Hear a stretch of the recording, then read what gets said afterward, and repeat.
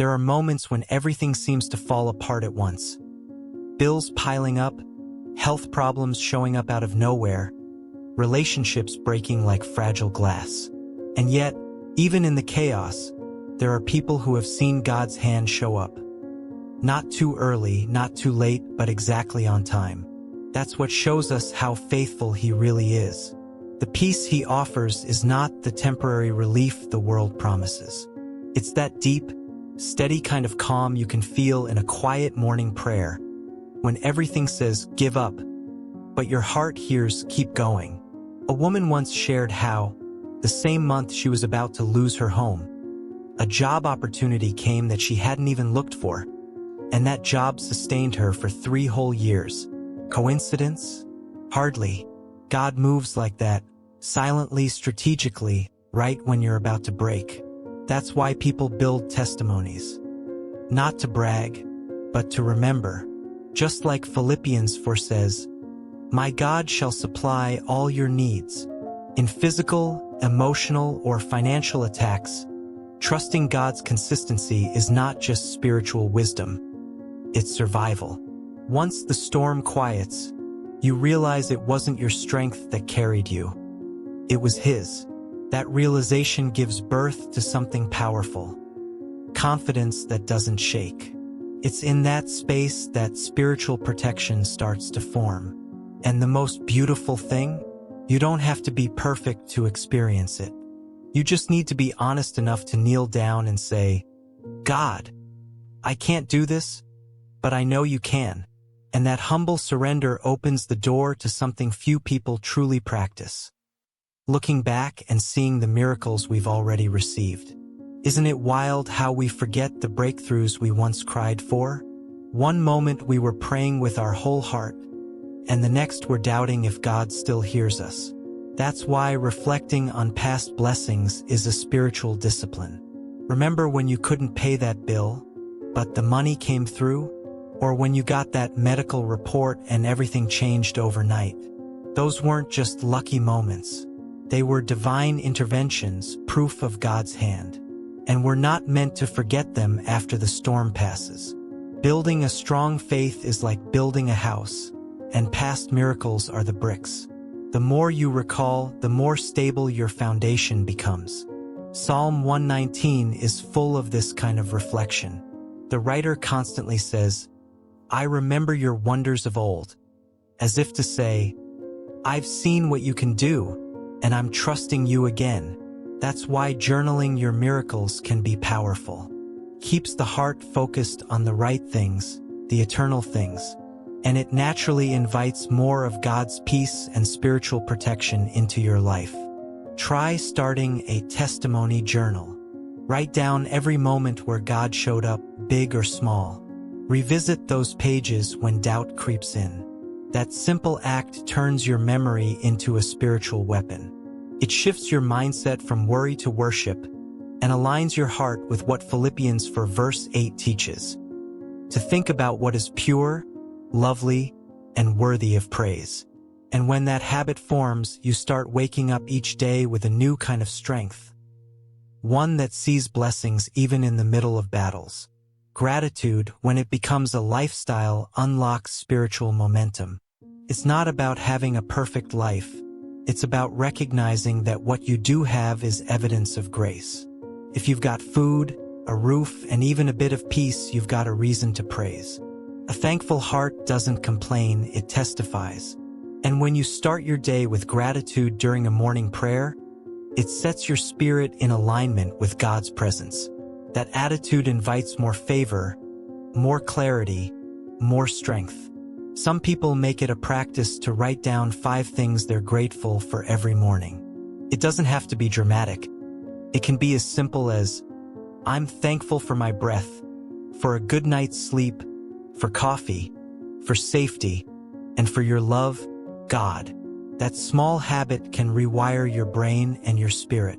Gratitude protects your soul like a spiritual shield. It turns your focus from what's missing to what's already there.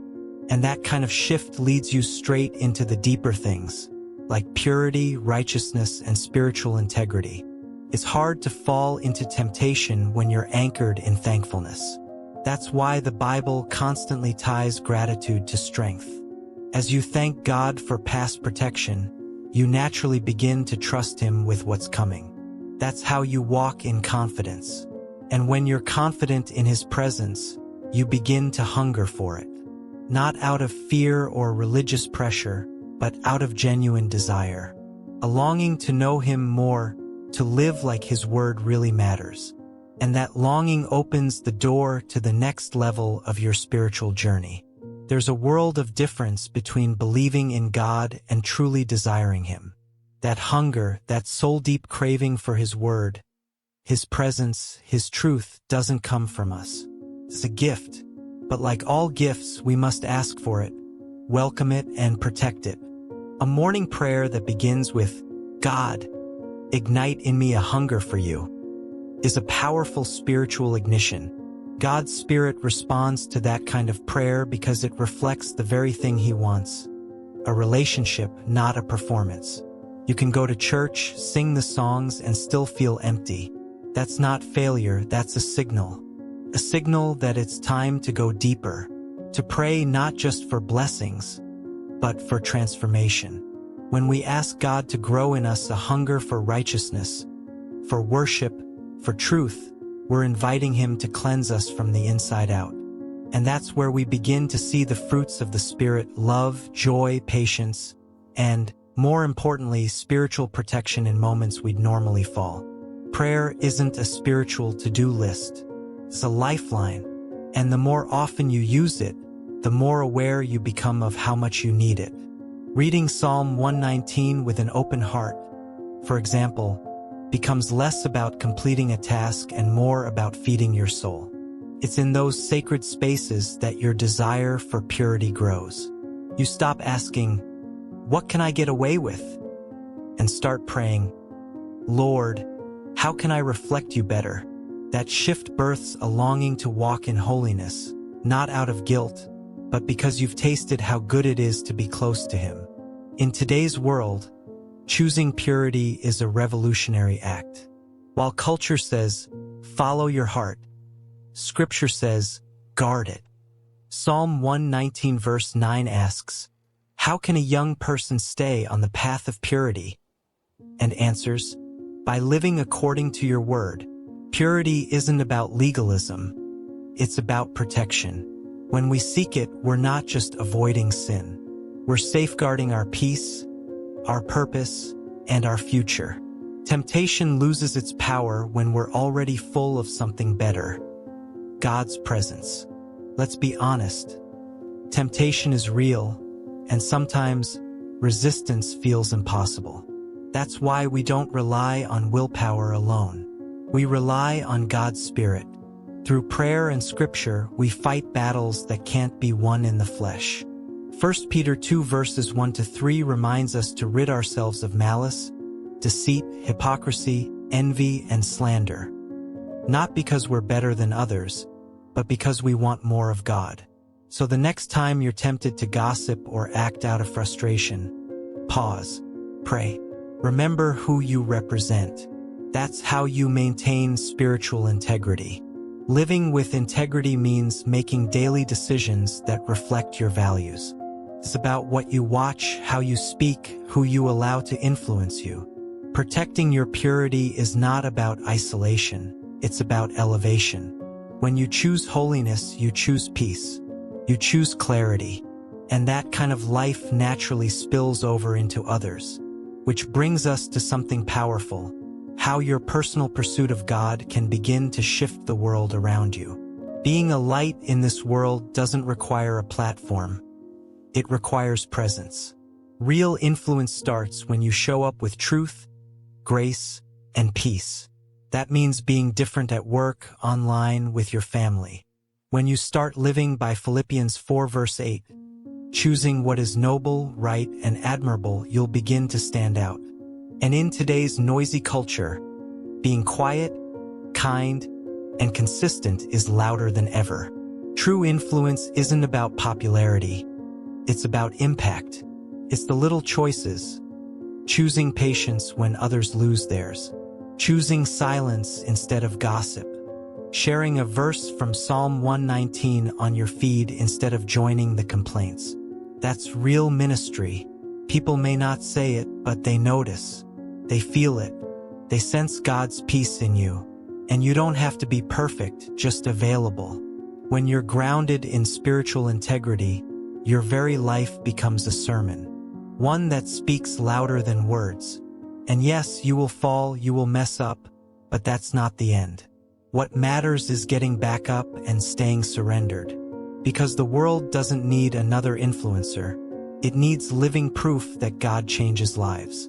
And when you dedicate yourself to that purpose, something sacred begins to happen inside of you. God's goodness is not seasonal. He is consistent, faithful, present. And when we realize that, our response is dedication.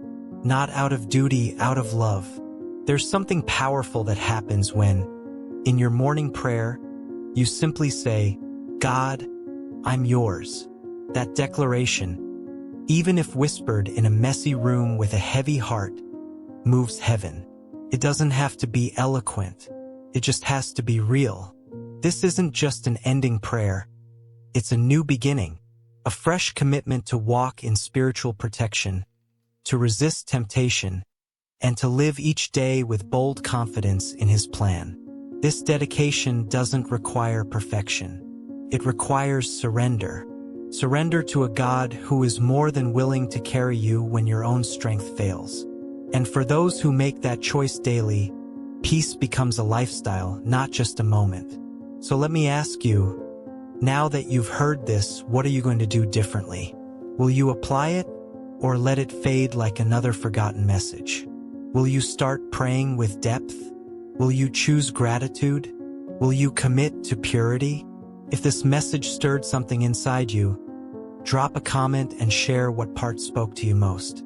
And of course, subscribe to the channel and hit the notification bell, because if this helped you, there's so much more coming that will strengthen your walk and feed your soul.